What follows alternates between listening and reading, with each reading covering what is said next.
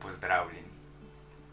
Dragi moji, v tem tednu oziroma v teh dneh bomo nekateri postavili jaslice. Nekateri ste jih že.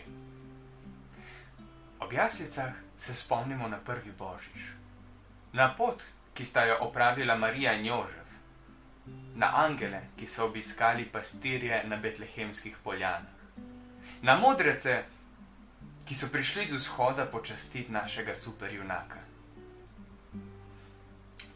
Ampak iz kje izhaja ta tradicija?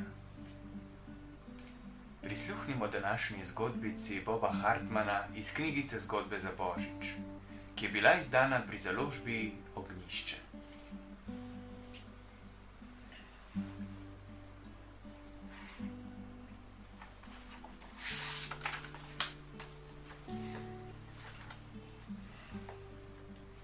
Frančiškov božični sprevod.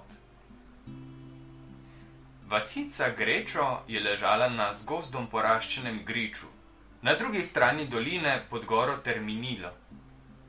Na skalnatih pobočjih te gore so bile tudi votline. V eni od teh je mož, ki mu je bilo ime Frančišek, zgradil majhno cerkev. Frančišek je bil dober človek, svetnik. Obnavljal je porušene cerkve, pomagal je ljudem, ki so bili duhovne razvaline. Potoval je potem v ubogem, razdejanem svetu, govoreč o božji ljubezni. Nekega mrzlega božičnega večera se je Frančišek odločil, da bo ljudem v Greču pripravil nekaj posebnega.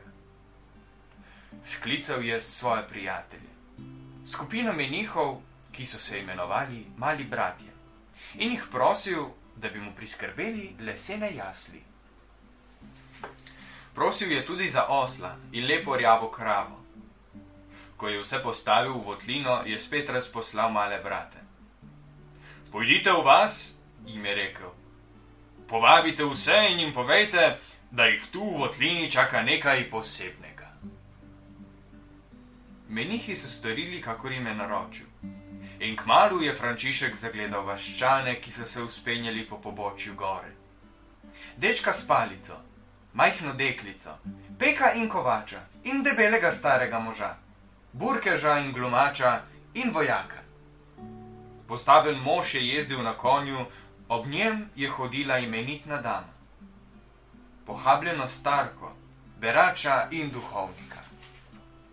Vsi so prišli. Nosili so bakle in si z njim svetili po poti. Tako so se svetili na tej temni strani hriba, da bi jih lahko imeli za zvezde tiste prve božične noči, ali za angele, ki so peli pastirjem.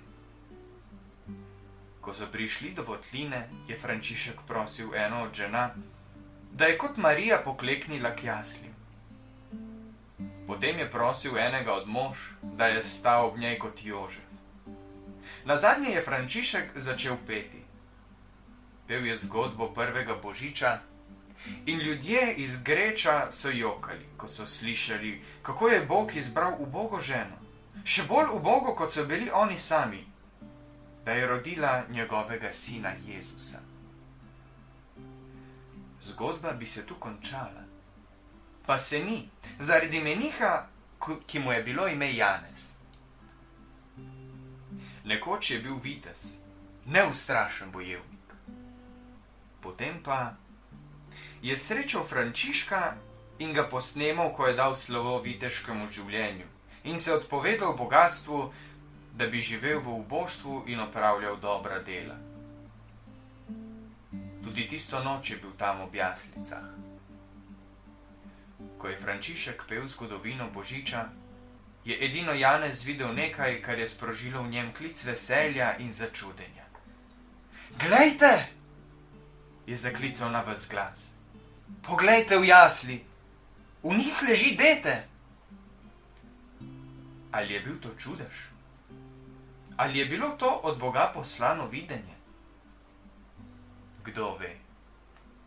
Ko so ljudje iz Greča slišali, da je Janez videl betlehemsko dete ležati v jaslih, nič več ni moglo zadržati njihovega veselja. niti votlina, niti dolina, niti sama gora Terminilo. Celo noč so peli hvalnice Bogu, sveti Frančišek in ljudje iz Greča, na prvem pravem božičnem sprevodu. No, sedaj vemo, od kod nam jaslice.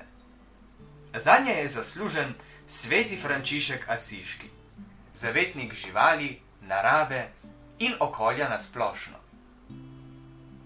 Morda kaj več o njem kdaj drugič. Danes pa vam le še zaželim obilo Božjega blagoslova in lahko noč.